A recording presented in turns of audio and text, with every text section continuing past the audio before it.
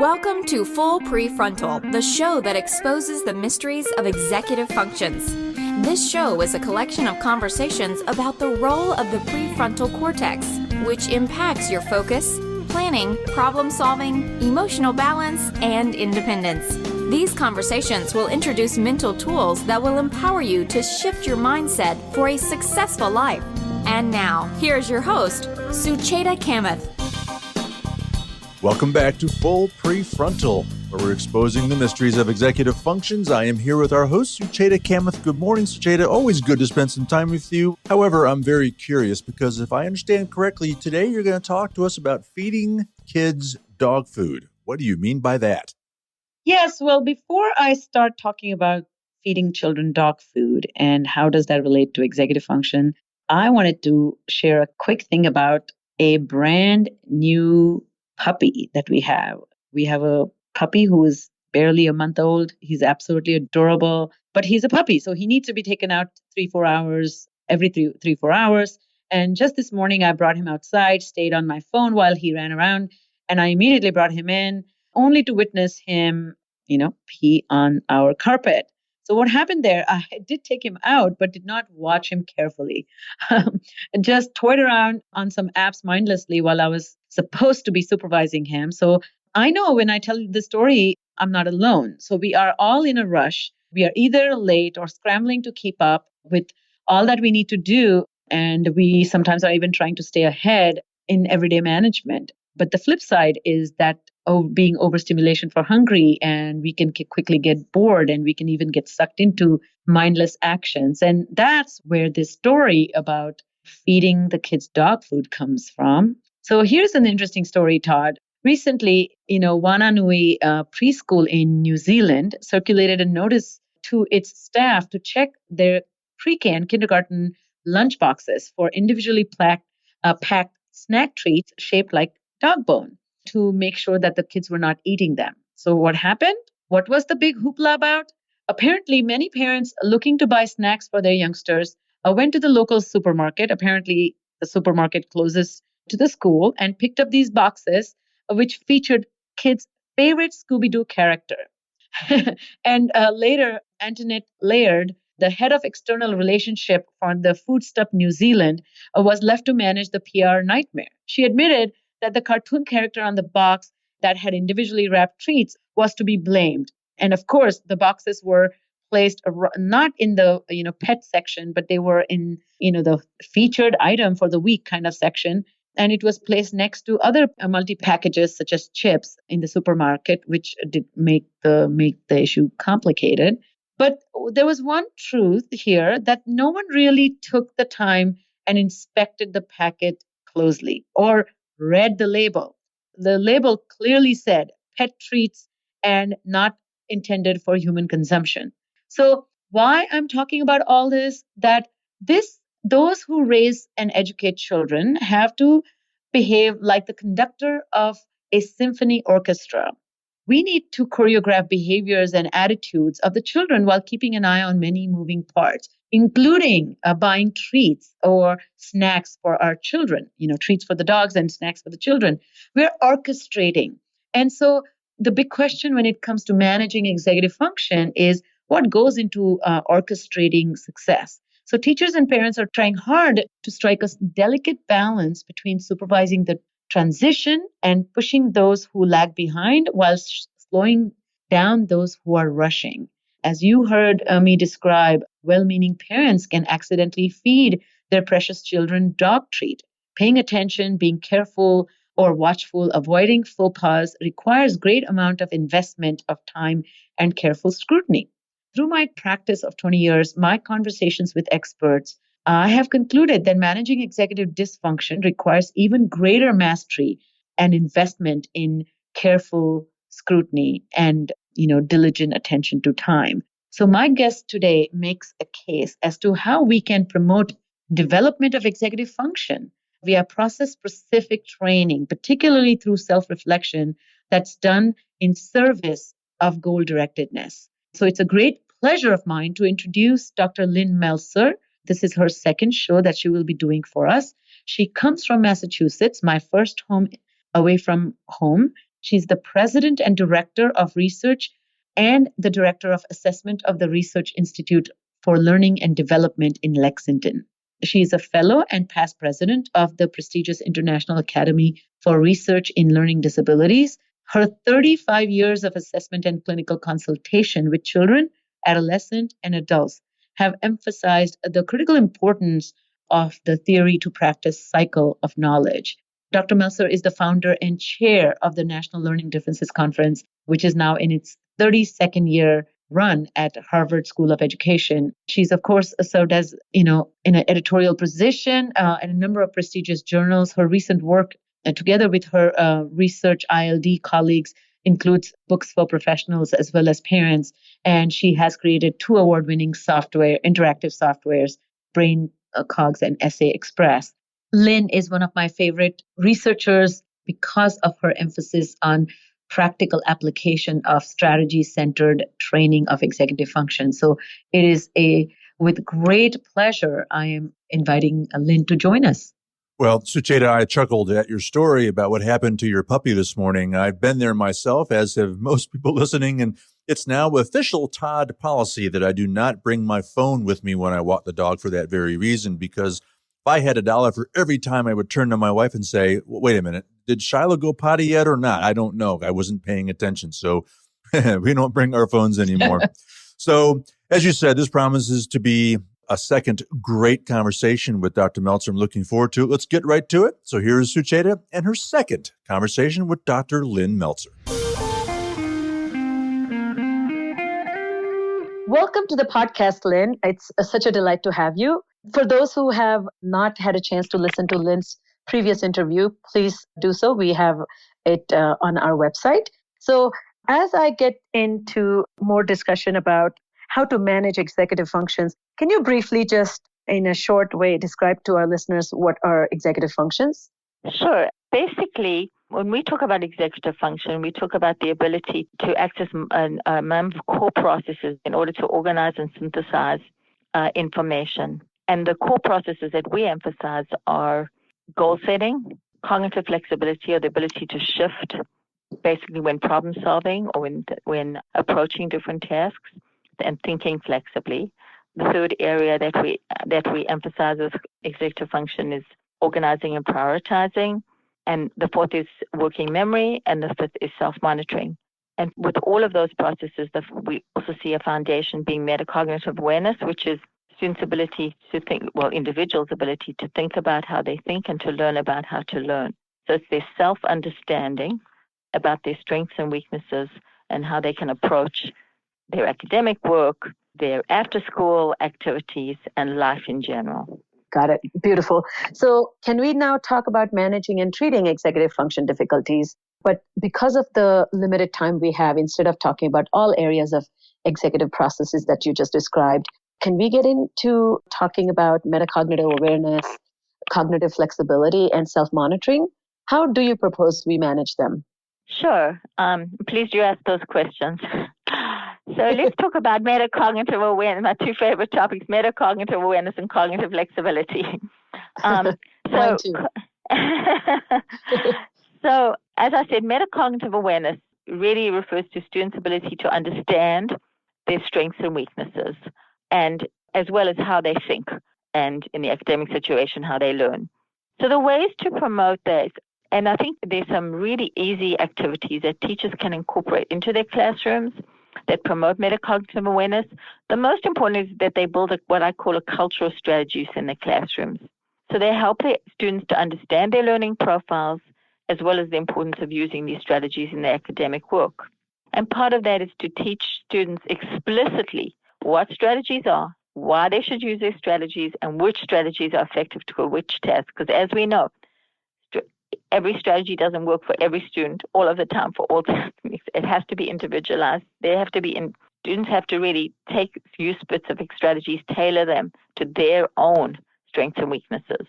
So in all of our clinical and research work at our Institutes for Learning and Development, as well as in our Smarts Online curriculum, we always emphasize a few very practical techniques that teachers can easily implement in their classrooms, and that we feel make a huge impact on children's metacognitive awareness and self-understanding.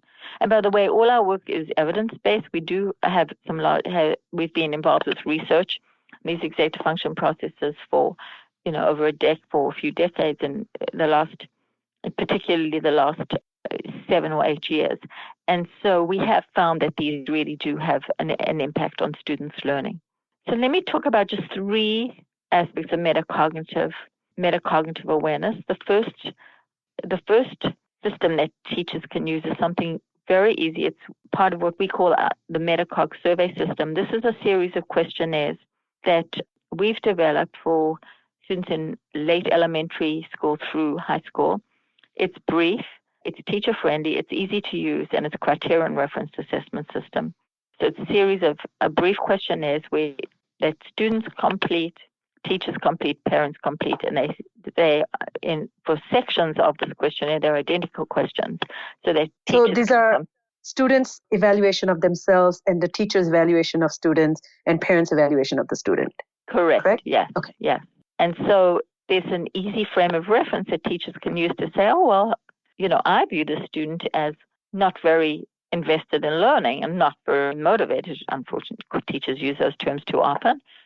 Whereas the student is viewing himself as like the hardest worker in the class and saying, I'm working for hours and hours because the issue is they don't have the strategies to approach their work. So there's this disconnect.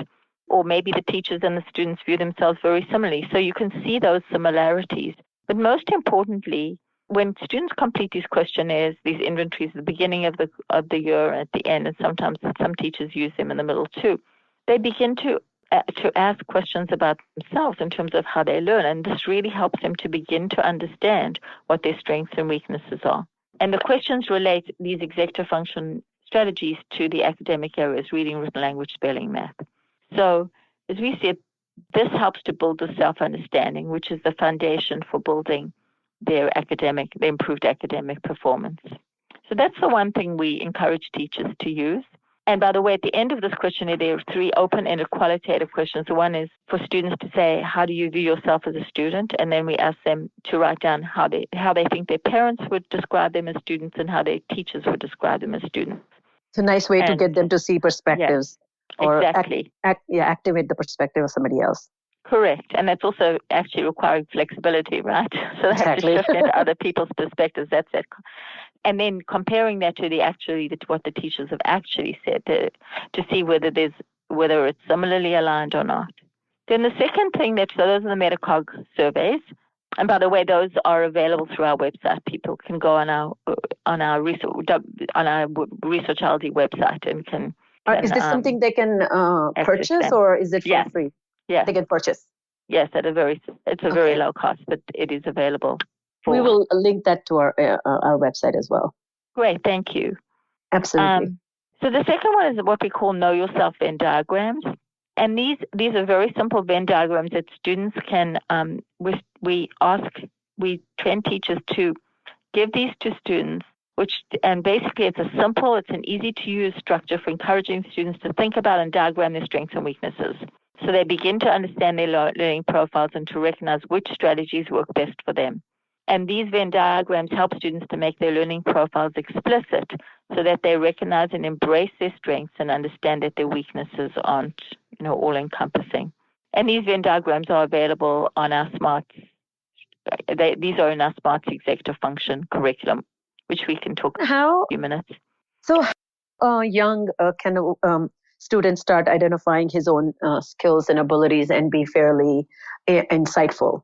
Well, it's very interesting. I mean, we often think that young kids can't do this, but we actually use these with our 6-year-olds, with our first graders when we, in many instances, obviously it's going to be much more basic, and some of these younger kids are going to say, and obviously they're going to say, well, I'm good at soccer, and I'm not so good at music or something like, etc. Yes. Or, I really am not good at reading. But the point is to use these to build that self-understanding and then to use this to point out, well, you're good at much more. Your strength, you have many more strengths than you think. And to try and build that self-understanding over time. And kind of give them a lens to take an inward look at self from a perspective of a learner and a thinker, which is an amazing, you're doing a cognitive nudge, so to speak. Exactly. That's exactly it. I love that terminology you're using. So one more question regarding this metacognitive awareness. You are using this awareness as a bedrock of making them strategy-oriented thinkers. So if you don't know about this about you, why would you change this about you, correct? Correct, yes. Got it. So they have to understand it in order to then recognize, in order to then buy into the concept of I've got to use strategies and I've got to do something differently. Got it. So that's the Know Yourself Venn diagrams. And then the third thing we use are what we call strategy reflection sheets. So this is for teachers to use in the classroom. So these are just like very, it's a half page where kids can just write a few sentences and require students to reflect on and describe the processes and strategies they're using for their classwork or their homework or how they're preparing for tests. So we start off with a multiple choice format where, say, if a teacher teaches specific strategies, they have like these 4 strategies. When you do your homework, just check off what you've used. And then we move to a structured questions and then to open-ended format and ask students to explain what the approach they've used to learn, to remember information, to complete their written work, to check their work. So when students are required to complete these strategy reflection sheets, they're being forced to, that's thinking about how you think, right? And thinking about how you learn. That's metacognitive awareness. And the issue is when teachers require that, and unfortunately these days, there has to be an incentive or kids won't use it. And incentives are not ones that I think are Yes. necessarily the ones which are grades in school. But if teachers then provide incentives such as bonus points or grades for using strategy or reflection sheets, this makes a huge difference. So in other words, I'm not just what the teacher's saying to a kid is, I'm not just interested in your completing the homework for the homework's sake. I want you to be thinking about how you're doing this, and you are going to get credit for that part of the process. This is not just about content or end. It's not just about the end product. It's about the process. So when teachers do that, then there's a value placed on it, and students begin to value that. In some of the schools we've worked with over the past few years, we've also collected data. So these are where some of our research has been based. One of the principals in one of our schools reorganized the whole report card system to include ratings of these processes, and the whole school sort of and the entire school really has the teachers and the students really reflecting about how they approach tests. It makes a huge difference. And the other piece that we often recommend to teachers, and it doesn't take much time, is to have daily or weekly strategy shares, where students come in and selected students will discuss the strategies they've used. They can either discuss them as a group or with one another, and that's where some peer coaching comes into place, or what we call executive coaching teams, which support one another. So there's a culture of strategy use in each classroom. Because when kids encourage each other to use strategies, it becomes part of who they are. And so it's cool rather than, I just have to use that in my learning center class. I'm not interested in doing it. And it's not punitive if it comes from teacher. It's only because there's a problem. Yeah, and you're also encouraging, sounds like, a culture of taking responsibility for your learning by engaging in how to, not just what of it. Exactly. Which is terrific. Yeah. So when you say, is this a common practice in education or is this unique to your approach, introducing metacognitive awareness and flexibility and self-monitoring processes? I'm not sure I can answer that question broadly. I know that this is what we are asked to talk about and to teach a lot in schools. I don't see it as sort of a general practice. But what's very interesting is as we get requests from teachers and from schools, and actually requests for our Smarts curriculum, because the teachers, it's very explicit. There are lessons in there for teaching this metacognitive awareness. Teachers saying we need to start. This is really important. We need to start helping our students to understand this. A big part of metacognitive awareness is we also have some activities that we work on with teachers to help them understand how their teaching styles affect I'm glad you mentioned that. their ways of teaching, so that they recognize that every student in their class doesn't learn the way the teacher learns. And that, that's the issue of differentiating instruction. So we're getting more and more teachers who are seeing that as a critical part of the what they need to learn about. And so those are the people who approach us for our smarts, who want to subscribe or ask us to come into schools to do trainings about these executive function processes. Could you, Lynn, share with our listeners your Smarts program? What is it and how does it work? Yes, thanks. I'd love to. So you can see my enthusiasm. I love the program. I've read a lot about it. So yes. Thank you. Well, SMARTS is actually an acronym for strategies, motivation, awareness, resilience, talents, and success. And each of these strands is a core component of this program. So although every single one of these is not yet online, just so you know.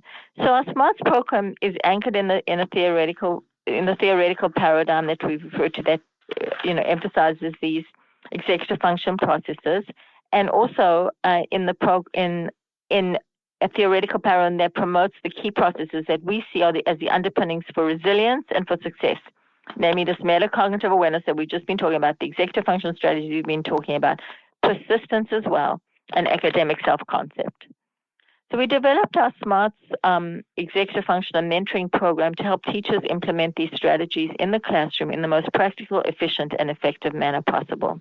And our SMARTS online story really began about 9 years ago, when we were involved in a community SMARTS program, which we developed at our clinical institute here in Lexington, Massachusetts.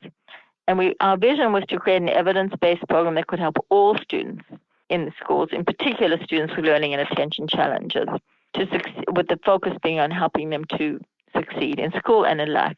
We pilot tested and evaluated the efficacy of SMARTS in 5 underserved schools in Boston over a period of 5 years. And then 5 years ago, we turned our vision into reality, and we began to formalize the SMARTS executive function curriculum as an online program for teachers and students. We had generous funding from the Oak Foundation to develop this. And so we developed this basically extensive it's literally a 1 to 2 year curriculum, depending on how teachers want to use it.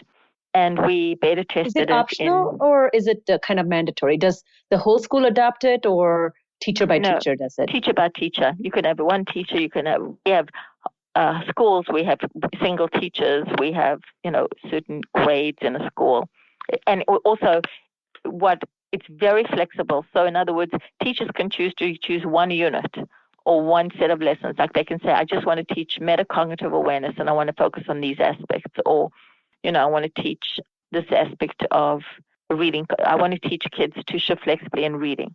The focus of this is to teach these executive function strategies in the context of academic work, because we feel like very strongly, and the data shows that you really need to relate it to academics, to the academic context, performance areas. Yeah, reading, written language, spelling, math, science, social studies. So we beta tested it in SMARTS in 9 leadership schools across the country. And then we launched it online about a year ago, and it's now being used with hundreds of subscribers across the country, and it's being used in 9 different countries, which we're excited about. Oh, wow. Yeah, so our year-long SMARTS curriculum consists of 30 lesson plans, but you could consider those as multiple lessons, because it's really a lesson plan theoretically is close to an hour. So it could be divided up into 4 mini lessons or 2 mini lessons, however teachers want to split it. Then there are also PowerPoint presentations for every lesson. There are hundreds of handouts and worksheets to give to students, and there are also training videos. And as I said, all the materials are designed to be scaffolded into language, arts, science, history. The focus, by the way, for what's online now is for middle and high school. Although a lot of elementary school teachers are using it, especially 4th and 5th grade, and they're just adjusting slightly. And then our goal is over this next year, we are working on an elementary school version, which we're hoping to move out, but not immediately. So the lesson plans then, as I said, focus on embedding teaching of executive function strategies into the curriculum systematically. And we really emphasize metacognition and cognitive flexibility in this. Just very briefly, we have also evaluated this in different formats in different schools. In our most recent SMART study, with 6th and 7th grade teachers were trained to use it, the SMART curriculum, and to teach these strategies to about 200 general and special ed students. And then there was a control group of teachers who continued to provide the business as usual curriculum to the control students of 200 students. Obviously we had an intervention group who received SMARTs and then a control group. And compared to the students who didn't receive SMARTs, the students who were in special education and general education in the SMARTS program used significantly more executive function strategies in their classwork. They were more flexible. They worked harder when they completed classwork and homework, and they had higher levels of self-understanding. And they were also more resilient and optimistic in their approach to there's so many challenges that they face on a daily basis. So our findings have been really positive and robust.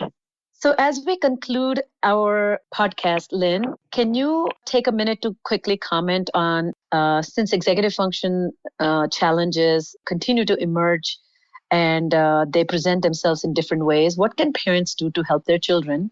Yes, thanks for asking me a question.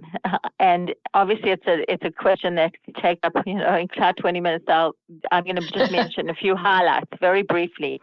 But I think first I'd like to mention sort of what signs parents, how they know that, what should trigger them to the fact that their kids might be having some of these executive function struggles. And some of the issues that they should be aware of when their kids have regular meltdowns during homework time, when they avoid written assignments, despite they might be very strong orally, but as soon as they have a written paper to do, they avoid it at all costs. They have frequent temper tantrums at home as soon as homework when they have to start their homework. They procrastinate and leave last-minute projects till the last minute. And they do well on multiple choice tests, but they struggle with open-ended tests, which is often a trigger. And then most importantly, these are the parents who often come to us for neuropsych evaluations in our clinic. The trigger for them is that they're being told by the school that the children are doing really well. But suddenly they do terribly on one of the standardized tests that they have to complete. And there's a disconnect between that and their grades in school. So those are often sort of the warning signs that there's something going on probably in these executive function areas. So how do parents, to answer your question more directly, how do parents really help their children? Let me just touch on one or two very brief, because of lack of time, very brief things that can be done in each of these areas that we talked about. So first of all, goal setting. Well, that can help their children to break goals down into smaller steps and talk about alternative approaches. As we said, taking a goal like I really want to get an A in math, and breaking it down to, well, that means you have to sort of, you have a math test this week. Let's schedule. Make sure you schedule enough time to study for this, to practice some math work with math worksheets, so you do well on that. Or similarly with reading or writing. That's goal setting, shifting and thinking flexibly, which is the second executive function process. From the very earliest grades, parents really should expose their children to books like Amelia Bedelia, which they often do in preschool, because that's teaching kids to shift flexibly in language use and to really discuss it. Now, the interesting thing is Amelia Bedelia often stops. As soon as kids get into serious school in first grade, you can't use anything like that. Jokes and riddles and puns are suddenly not part of the daily activities. Formal curriculum. Yeah. Parents can really help kids to understand, to think flexibly in language use if they actually spend some time, discussing the different meanings in jokes or riddles. And similarly with math, when the kids have math homework, helping them to estimate and to compare the answers to word problems. So teaching, that means you're shifting from the big idea to the details. Most importantly, using graphic organizers. We have something in our Smarts program which we call Smarts Triple Note Tote, which is a 3-column note-taking system that we hope teachers will teach, but parents can encourage their kids to use these kinds of systems, because the major difference with our strategy is that the last column, so the main column, the one column is core concepts, the second one is for details, and most importantly, the third column is what strategy are you going to use to remember or recall or retain this information. So kids can use this for quizzing themselves and for planning and outlining, note-taking, for writing, for reading, for everything. The next area is organizing and prioritizing. So how parents can encourage their children to use, as I said, 2 or 3 column note-taking systems, graphic organizers, and organizing their materials, which is often such a challenge, getting their children to have a system for organizing their backpacks, organizing their folders, filing their old test and study guides, which kids avoid at all costs, but parents just having a regular time once a week on a Friday afternoon before you start the weekend. This is what you need to do. And if parents start this early, it becomes a habit. It's really hard to impose on kids when they're in high school. And we've talked about goal setting, shifting or thinking flexibly, organizing ideas and materials, and then prioritizing, having children divide and conquer upcoming assignments and projects by planning to complete larger assignments in steps.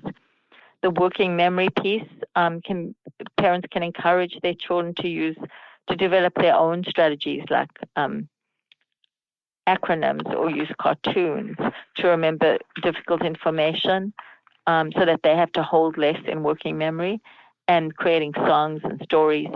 And then finally, the self-monitoring or checking that kids need to develop their own personalized checklist to correct the most common mistakes in, when they write. So if the most common mistake is their spelling errors and tenses, that they have those listed on checklists.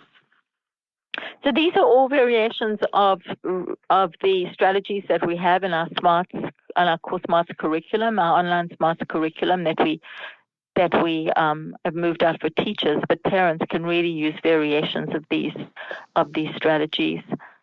So what you're saying is the parents should become more engaged parents, and kind of really understand what is the nature of their child's executive function difficulties, and tailor the support that they provide, but more specific in terms of academic support, not just encouragement, which is great, but not enough. Yes. Well, I would say yes and no. The most important thing is that we don't want parents to become their children's tutors, because obviously that's really gets to when there's a lot of emotion attached to parent, to that. Yes. But if parents understand what these issues are, and just, things like jokes and riddles, parents are always doing activities in the car when they're driving. Those kinds of activities, happen in the car. When parents are getting their kids to sit down to homework, it's like saying, have you got a schedule? Have you figured out how you're going to plan your time? For, breaking up today's homework time into, you've got 3 hours now, chart it out and add in the time that you're going to be sitting on your cell phone or texting, as breaks. So charting it out, organizing the materials, and then encouraging them so that, to use strategies that work with their learning styles. So not teaching them specifically, but giving them the supports and the structure to use these executive function strategies in relation to their homework. Got it. Well, so, Lynn, it has question. been. Well, it's as I will mention again this to our listeners, that I can have a conversation with Lynn for hours and gather so much wealth of knowledge and information for our listeners. But Lynn, you have been terrific, and what you have shared today is a great glimpse into the complexity. But you have given us a great message of hope, and I hope particularly parents in the audience and teachers will find great inspiration in that. As I close our interview, if people want to reach you, what's the best way they can reach you? And we will make sure that we will also connect the resources that you're going to mention. But how can they get in touch with you? Well, thank you. And thank you, Sushita, for making this happen. Really appreciate this and enjoy. And I also enjoy talking with you a lot. So, in terms of connecting with us, our We have 3 websites. Our main Research LD website is probably the best place to go. It's www.researchild.org. Then if people are particularly interested in our Smarts curriculum, and there's a lot of free resources on that website as well, it's www.smarts-ef, which stands for executive function.org. So www.smarts-ef.org. And then if people are interested more in our clinical services, our neuropsych evaluations, our educational therapy, and work with parents, it's www.ildlex.org. It will be consolidated under one website address in the future, but currently it's sort of those 3 addresses. Got it. So thank you again. Oh, thank you. And I really look forward to listeners enjoying this conversation and hearing from them. And once again, we are so honored to have you on the show and grateful for your wisdom. So thank you. Well, thank you. It was my pleasure. All right. Once again, that was Dr. Lynn Meltzer. What a great conversation, Sucheta. 2 great conversations with Dr. Meltzer. Eddie, any immediate thoughts here?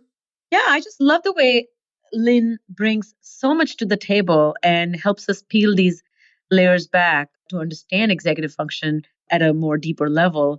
For me, the first takeaway is these 3 core principles that are at the heart of managing executive function. The first thing is that we need to help students understand their own learning profile. They need to be coached and taught. And that's where, she describes all these tools that she has developed, metacognitive survey, mapping, helping students map their own self-knowledge using Venn diagrams, taking that learning profile and making it more explicit. She talks about these strategy reflection sheets. So she's done a lot of work, and that really, really helps.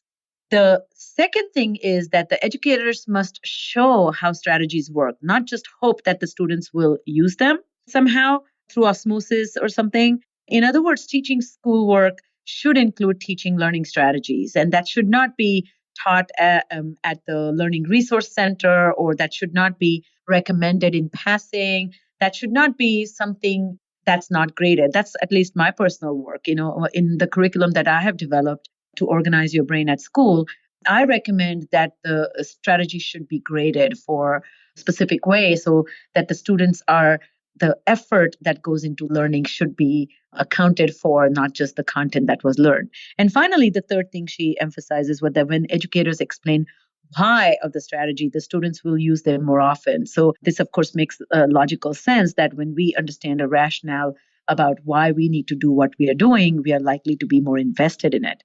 So the why says the importance of the strategy and helps the student to go into the depth of the matter. And so these 3 principles, if every educator takes to their heart and the classrooms are structured around it, I think that's a great beginning for 21st century readiness. Well, what I really like and what frankly gives me a lot of hope is that every guest on your show, including Dr. Meltzer, talks about how trainable executive function skills are. Yeah, I think the key, as you mentioned, is the trainability of these skills. These are not hardwired skills, or they're not like vision. They don't get turned on when you open your eyes and they turn off when you close your eyes. They are actually skills that progressively get better. And if we can teach somebody to play piano, and recently I saw a documentary where a blind man, uses echolocation to teach himself to ride a bike through like a path, not like on an open arena. He can navigate using echolocation while he's riding his bike. I mean, if these skills can be taught, human resilience kicks in to learn anything explicitly when teaching is facilitated that way. What Lynn talks about is that she wants educators to train executive functions in the classroom. I mean, so Cheda, based on your work and looking through your expert lens, I mean, I have to imagine that really does benefit kids, but also it benefits teachers too, right? Exactly. And that's the third takeaway here, that as educators and parents think about successfully dealing with executive function challenges, they need to remember that executive function can be taught, but that needs to become fabric of the classroom experience, not this laid upon, not this extraneous thing that, yeah, when you're doing your homework, why don't you find a quiet place? It can be something outside of the learning experience. Teaching these skills, however, is not easy. There are very few research methods that exist that have been proven effective. That's why somebody like Lynn plays an important role in translating a well-researched methodological approaches into effective classroom implementation. And that's what her Smarts curriculum actually is all about. She has developed this very well thought out, extensive program, which is research based, and it incorporates the online executive function and mentoring training. Some of the special features that she identified, and I have also investigated, it has 30 lesson plans for a year-long curriculum, and they collectively focus on executive processes that needs to be taught explicitly and systematically. And they are, again, as I mentioned, they are woven into classroom activities. So, for example, if the history teacher is going to discuss a war and she wants the students to kind of analyze what were the factors that led to the war, what were the consequences of the war, what were the long-term consequences, you can incorporate templates of organizing information using executive process while discussing complex topic of history, but you can do the same when you're discussing calculus. So there's that generalization ability when you have a systematic approach like that. So, Cheta, parents have to play an important role here, yes? Yes, of course. Lynn took the time to explain that extensively, but it's really, she wants us to remember that the parents and teachers need to collaborate. It's a joint effort. And that's the next takeaway, that Lynn reminds us that parents certainly need to get good at recognizing the executive function struggles. So there are some signs that she described. For example, the child is either procrastinating doing his work. He's sometimes completely avoiding his assignments. Homework time is it's a big ordeal in the house, particularly if there are many children and only one child struggles with it. This child seems to take over. The kid is throwing a frequent temper tantrums even.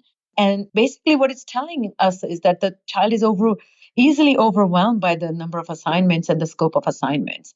In my observations, here are some additional signs of struggle that parents need to become very aware, and that can help. So one of the roles they play is to become very vigilant in noticing these signs and not chalk them off as something, a casual problem that every child faces. So, for example, daydreaming while doing the work, obsessing about the work either by thinking too much about it or not getting started about it, but worrying about it.